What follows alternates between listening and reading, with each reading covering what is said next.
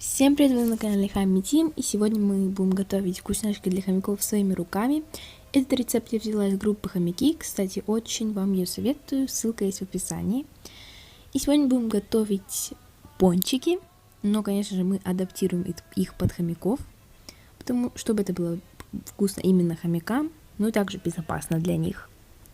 Ну, сразу говорю, что они будут выглядеть в точности как пончики. Что ж, перейдем сразу к ингредиентам. Вам понадобится овсяная мука, именно овсяная, не пшеничная ни в коем случае, у меня нету, поэтому буду делать из овсяных хлопьев. Также вода, обычная, чистая.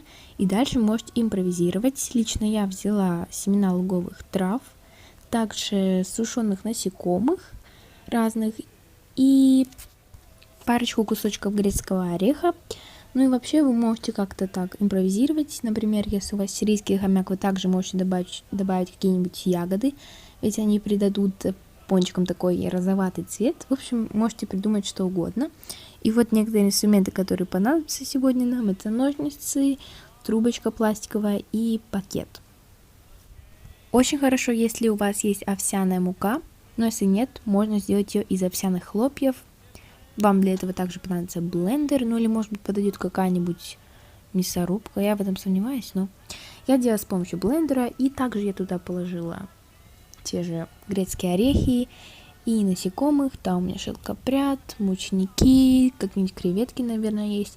В общем, я решила сделать из этого такую основу, в которую я буду потом добавлять воду, чтобы получить тесто. Ну, я это, собственно, все взбиваю, измельчаю. Итак, вот что у меня получилось. Мне кажется, в принципе, зайдет за муку, тем более для хомяков, если делать вкусняшки. И теперь я добавляю туда воду, я делаю это на глаз. Но главное, чтобы тесто получилось таким густым. И думаю, вместо воды можно добавить йогурт с максимум 5% жирностью и без всяких лишних добавок. Ну и также я добавляю туда же семена луговых трав.